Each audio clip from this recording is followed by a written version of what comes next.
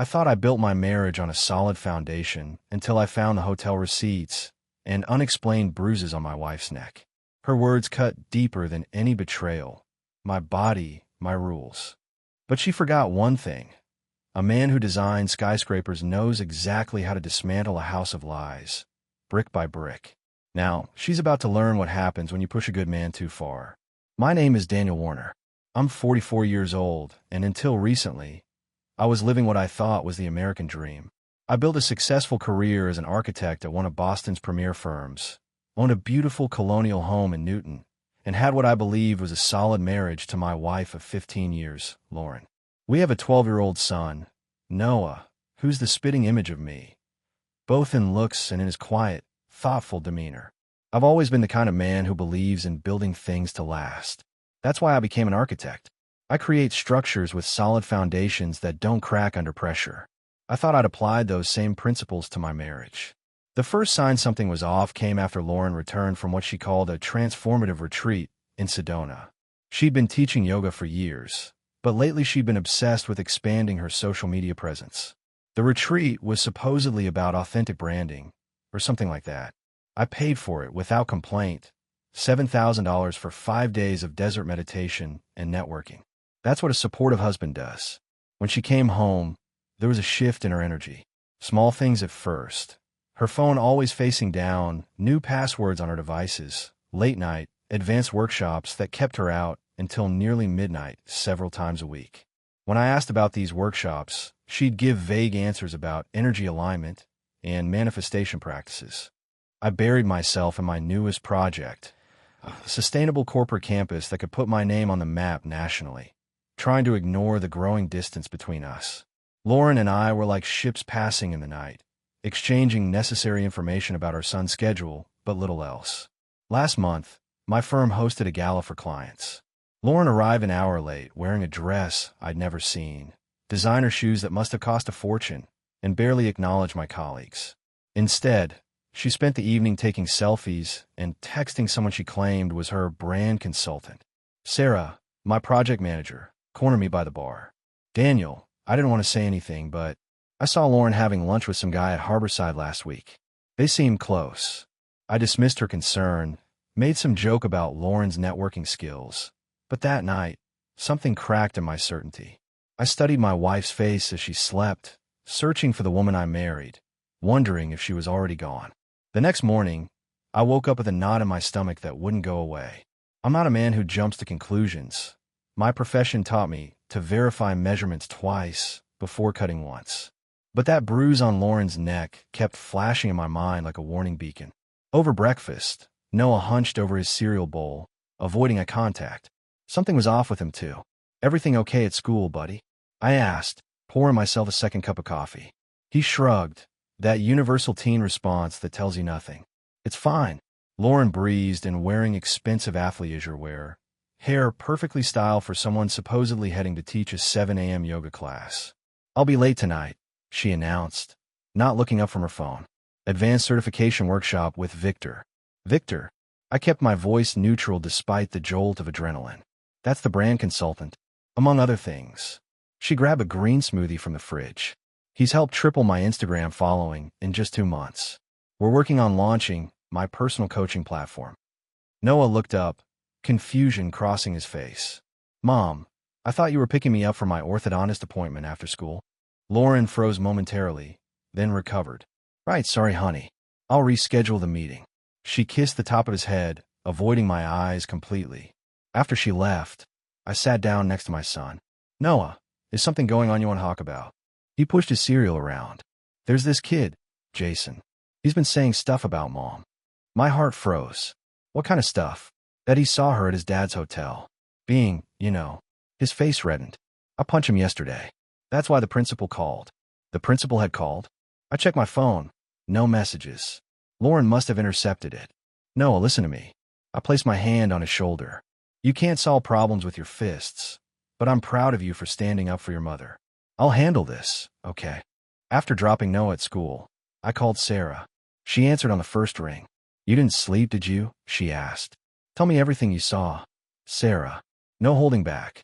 She sighed. "They were at Harborview. Table in the corner. He kept touching her hand, her arm. At one point, he kissed her neck. I'm sorry, Daniel. I gripped the steering wheel until my knuckles turned white. Who is he? Victor Reed. He runs that new age personal development company. Preys on women looking to find themselves. He's got a reputation. I thanked her and hung up. At the office, I stared at blueprints without seeing them. My mind was cataloging every late night, every new password, every evasive answer. The evidence was piling up like a structure about to collapse. That night, I checked Lauren's iPad while she was in the shower. Her password had changed, but I knew her patterns. Noah's birthday with an exclamation point. Inside, I found everything. Messages, hotel receipts, plans for a retreat next month in Tulum. I didn't confront her. Not yet. A man's strength isn't measured by how quickly he reacts, but by how strategically he responds. I needed to protect Noah and secure our future before the foundation of our family crumbled completely. The next day, I took a calculated risk. Instead of going to the office, I followed Lauren to her morning workshop. She drove to an upscale hotel downtown, not the yoga studio. I parked across the street and waited, watching as she met a man in the lobby, tall, tanned, with the kind of polished look that screamed self-importance.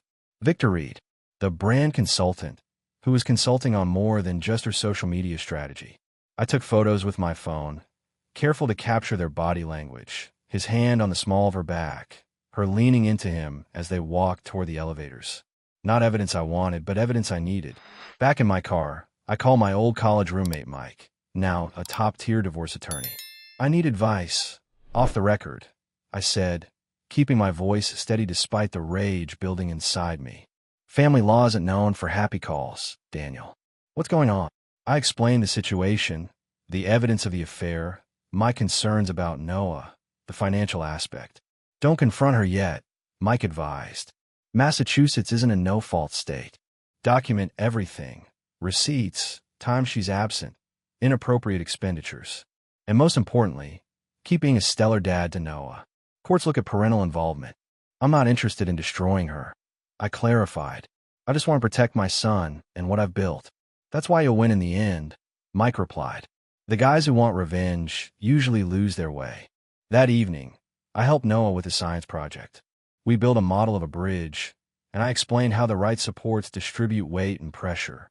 The strongest structures, I told him, aren't always the ones with the most materials. They're the ones built with integrity at every connection point. He looked up at me, understanding something deeper than engineering principles. Like people too, right, Dad? I nodded, throat tight with emotion. Exactly like people, buddy. Lauren came home late again, surprised to find us still working in the dining room. What's all this? She asked, setting down her designer bag. Mom, Dad's helping me with my project. Look at our bridge. It can hold 5 pounds already. For a moment, I saw a flicker of the woman I married, genuine interest in her son's accomplishment. But then her phone chimed with a text, and that woman disappeared again, replaced by someone checking her notifications with too much urgency. That's great, honey, she said absently. I need to take this call. As she walked away, Noah's face fell. I placed my hand on his shoulder. Hey, what do you say we add some LED lights to make it even cooler? His smile returned, and I made a silent promise to myself. Whatever happened between Lauren and me, I would be the foundation that never cracked for my son. The confrontation I'd been avoiding finally happened 3 days later. I'd been methodically gathering evidence, following Mike's advice. I'd documented hotel charges, mysterious cash withdrawals, and Lauren's increasingly flimsy excuses for her absences. I was working late in my home office when she came in, dressed for what was certainly not a yoga class. Black cocktail dress, heels, full makeup. I'm heading out, she announced. Workshop dinner with investors. Investors? I swiveled in my chair to face her. What exactly are they investing in, Lauren? She tensed, defensive immediately. Victor's launching a wellness platform. He thinks my approach to mindful movement could reach millions. Victor, I repeated, keeping my voice neutral. The same Victor who booked room 712 at the Harborview Hotel on Tuesday and Thursday, and today, presumably. Her face paled, then flushed with anger. You're spying on me? No, I'm protecting what's mine. I stood, calm but resolute. Including my son, who's being bullied at school because his classmates' parents have seen his mother with a man who isn't his father. You don't understand, she sputtered. Victor believes in me. He sees my potential in ways you never have. What I see is a woman so caught up in finding herself that she's lost sight of everything that matters. I moved to the desk, opened a folder. Before you say another word, you should know I have everything documented. The hotel charges, the unexplained withdrawals from our joint account, the text messages. You went through my phone? Her voice rose. Didn't have to. Noah's iPad syncs with your account. I kept my composure, though inside I was breaking. So here's what happens next. You can continue your transformation with Victor, but you'll do it without draining our finances and without hurting Noah any further. Are you threatening me? She seemed genuinely shocked that I was standing up to her. I'm setting boundaries. It's my body, my life, my choice too. I echoed the phrase she'd thrown around whenever questioned lately. And I choose not to be disrespected in my own home anymore. She stared at me, speechless for perhaps the first time in our marriage. I'd always been the conciliator, the one who backed down. Not tonight. I've already moved money to secure accounts, I continued. Not to keep it from you permanently, but to stop the bleeding until we figure this out. Noah and I deserve better than this. You can't do this, she whispered. I already have. I turned back to my work. Enjoy your workshop dinner. As the door slammed behind her, I took a deep breath.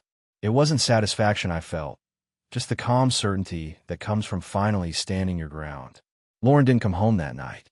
I wasn't surprised, but it still felt like a punch to the gut. I told Noah she had an early workshop the next morning.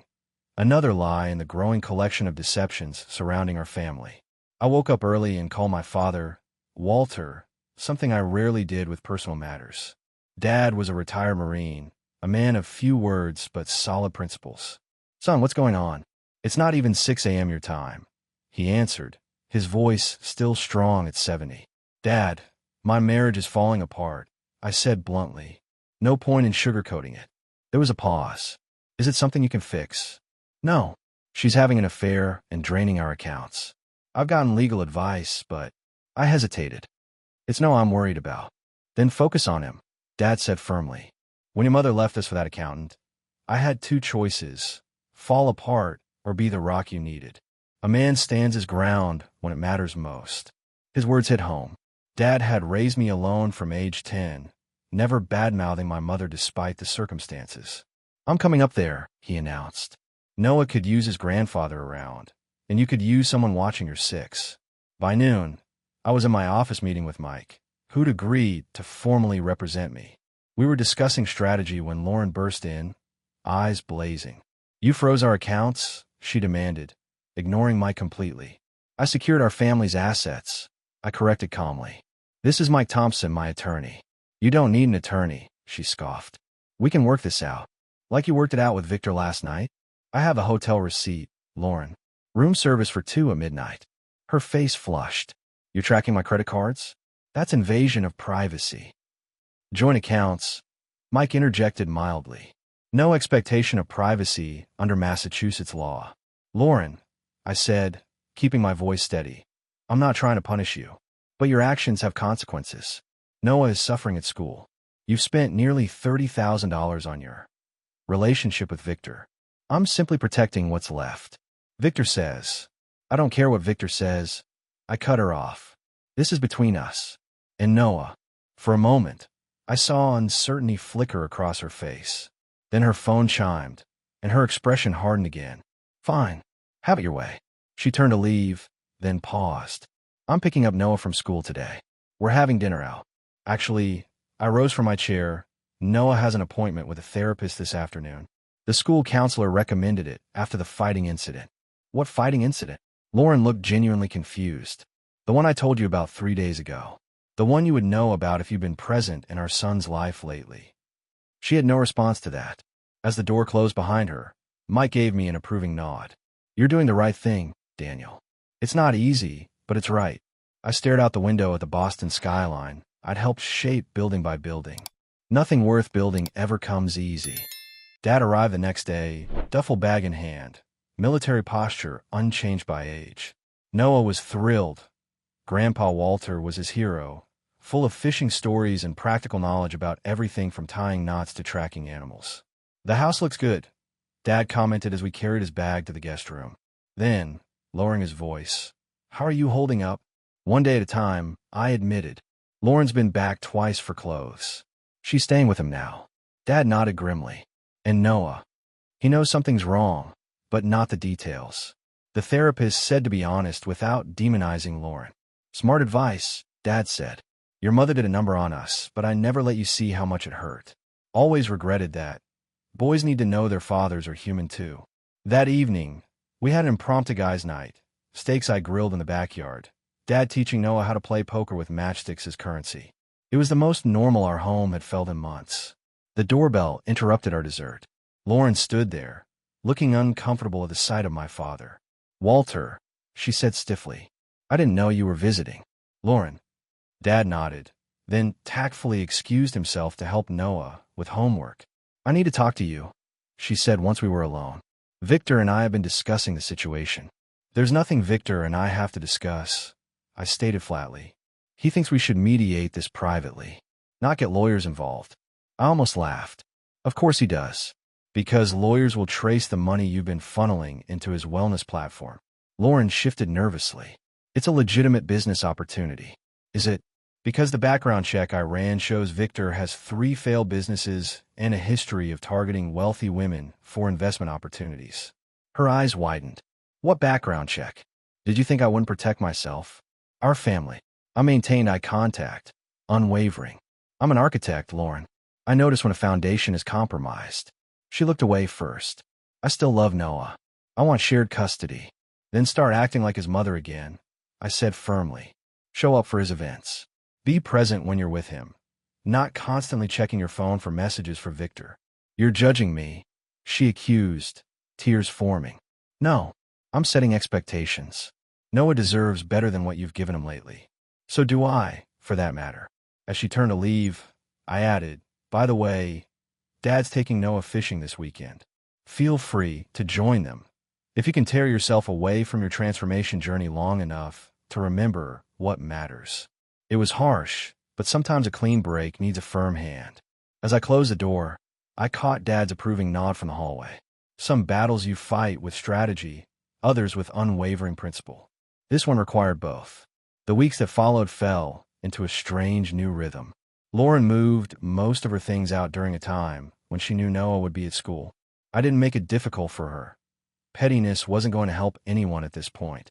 Dad extended his stay, becoming the stabilizing force our household needed. His military discipline translated, well, to maintaining a routine for Noah, who seemed to be slowly adjusting to our new reality. At work, I buried myself in the corporate campus project, channeling my personal turmoil into creative solutions. Sarah continued to be an invaluable ally, running interference when I needed to attend Noah's therapy sessions or school meetings. "The central atrium design is brilliant," she commented one afternoon as we reviewed blueprints. "Adversity sharpens your work, it seems. Clear vision comes from having everything else stripped away." I replied, surprised by my own philosophical turn. One Tuesday afternoon, I was called to Noah's school. He'd gotten into another altercation with Jason, the boy who'd been taunting him about Lauren. The principal, a stern woman with surprisingly compassionate eyes, gestured for me to sit down. Noah defended another student who was being bullied. Unfortunately, his method involved physical intervention. "He hit Jason again?" I asked, heart sinking. "Actually, no. He stepped between Jason and a smaller boy, took the verbal abuse himself, and then told Jason that real strength isn't about intimidation." Those were his exact words. Pride swelled in my chest. And how did that lead to trouble? Jason shoved Noah, who didn't retaliate but held his ground. We have a zero-tolerance policy for physical altercations, but given the circumstances, I'm only requiring Noah to write a reflection on conflict resolution. After the meeting, I found Noah waiting outside the office, shoulders squared despite his obvious anxiety. "Am I in big trouble?" he asked as we walked to the car. "No, buddy. I'm proud of you for standing up for someone without resorting to violence. That took real courage." He looked up, relief and something like pride crossing his face. Grandpa said that sometimes the bravest thing is knowing when not to throw a punch. That night, Dad found me on the back deck, nursing a beer and staring at the stars. Noah's got a good head on his shoulders, he observed, joining me with his own bottle. Gets that from you. I'm terrified I'm going to mess this up, Dad, I admitted. The divorce papers are ready to file. Lauren's lawyer has been calling, pushing for a settlement that would give her half of everything plus alimony. Meanwhile, Noah puts on a brave face, but his therapist says he's struggling with abandonment issues. Dad took a contemplative sip of his beer. You know why I never remarried after your mother left? You always said one hurricane per lifetime was enough. I smiled faintly. Partly that, but mostly because I knew raising you was the most important project of my life. No blueprint, no manual, just showing up every day and doing my best. He clapped a hand on my shoulder. You're doing fine, son. Better than I did. Truth be told, as we sat in companionable silence, I realized that perhaps the strongest foundation I could build now wasn't made of concrete and steel, but of consistency and courage. The confrontation with Victor finally happened in the most unexpected place, Noah's school science fair. I'd taken the day off to help set up Noah's bridge model display, which had evolved into an impressive demonstration of structural engineering principles. Dad was there too, proudly wearing his Noah's grandpa button as he chatted with other parents. I spotted Lauren across the gymnasium, and to my surprise, Victor was with her, looking completely out of place in his designer clothes among the practical attire of teachers and parents. Noah saw them too, his expression falling. Why is Mom's friend here? He asked, his voice small but steady. I don't know, buddy, I answered honestly. But this is your day. Focus on your amazing project. Lauren approached us, Victor hovering at a slight distance. Noah, your model looks fantastic, she gushed with genuine enthusiasm. Thanks, Mom. Noah's response was polite but reserved. Victor stepped forward, extending his hand to me with practiced charm. Daniel, good to finally meet you properly. Lauren speaks highly of your architectural talents. I shook his hand firmly, not out of respect, but because I wouldn't let him see any weakness. Interesting you could find time in your busy schedule of wellness seminars to attend a middle school science fair. His smile tightened. Lauren thought it was important I get to know Noah better, given our future plans. Before I could respond, Noah spoke up. Are you the reason my mom doesn't live with us anymore? The gymnasium seemed to go silent, though I knew it was just my perception. Victor looked to Lauren, clearly expecting her to handle this uncomfortable moment. Noah, it's complicated, Lauren began. It's not that complicated, Noah interrupted, his voice stronger than I'd ever heard it. Either he is or he isn't. Victor cleared his throat. Young man, adults sometimes form connections that. I wasn't asking you, Noah said firmly, eyes still fixed on his mother. I placed a supportive hand on Noah's shoulder, immensely proud of his composure. Lauren looked stricken, caught between her son's direct question and Victor's expectant gaze. I think, Dad interjected, stepping forward with military precision, the judges are starting their rounds. Noah should focus on his presentation now. The moment was interrupted by the principal's announcement for students to take their positions. Noah gave his mother one last look before turning back to his display, shoulders straight. He's quite the young man, Victor commented, seemingly determined to salvage the situation. Yes, he is, I agreed. And he deserves honest answers, which Lauren and I will give him, privately, without audience members. Victor's facade cracked slightly. I'm hardly an audience member considering Lauren and I are. Leaving, I finished firmly. This is Noah's event, not a stage for your relationship debut. If you respect Lauren at all, you'll give her space to be a mother right now, not a girlfriend. To my surprise, Lauren nodded. He's right, Victor. I need to focus on Noah today. As Victor retreated, clearly displeased, I caught a glimpse of something in Lauren's eyes, perhaps recognition of what she'd been sacrificing in pursuit of her transformation. The divorce proceedings moved forward with surprising efficiency. Lauren and I agreed to mediation, sparing Noah the trauma of a contentious court battle. My attorney, Mike, was pleasantly surprised by Lauren's reasonableness, until we discovered why. Victor had moved on, just as I predicted. Lauren arrived at our final mediation session alone, her designer clothes replaced by the simple, elegant style she'd worn before her transformation. The sharp-edged defiance had faded from her eyes, replaced by something that looked like regret. Victor's in Scottsdale now, she admitted quietly as we waited for our attorneys. With his new spiritual partner, a surgeon's wife with deeper pockets than mine. I felt no satisfaction at being right, only sadness for the wreckage left behind. I'm sorry, Lauren. She looked surprised. You're sorry? After what I did? I'm sorry you were manipulated by someone who preyed on your insecurities. I'm sorry our marriage wasn't strong enough to withstand it. Mostly, I'm sorry for Noah. She wiped away a tear. He won't even talk to me on our visits. Just one-word answers. Give him time, I advised. He's hurt, but he loves you. Lauren hesitated. Your dad's been good for him. For both of you. He's staying on, actually. Moving to Boston permanently. Says retirement in Florida was too damn boring anyway. When our attorneys arrived, Lauren surprised everyone by agreeing to a fair division of assets and a custody arrangement that prioritized Noah's stability. She even volunteered to attend family therapy sessions with Noah and me. As we signed the final papers, Lauren paused. I know it doesn't change anything, but I'm sorry, Daniel. I got lost in some fantasy that was never real. We all get lost sometimes, I replied. The important thing is finding your way back to what matters. Walking out of the attorney's office, I felt a weight lift. Not the euphoric release I might have imagined, but the quiet satisfaction of weathering a storm with my integrity intact. Dad was waiting in the car, reading the newspaper. All done, son. All done, I confirmed. Good. Noah's match starts at 4. If we hurry, we can get those front row seats he likes. I smiled, grateful for the simplicity of moving forward. Noah had joined the wrestling team, channeling his emotions into sport rather than schoolyard conflicts. Life was finding its new rhythm, one day at a time. That evening, watching Noah compete with fierce determination on his face, I realized something important. Some structures aren't meant to last forever.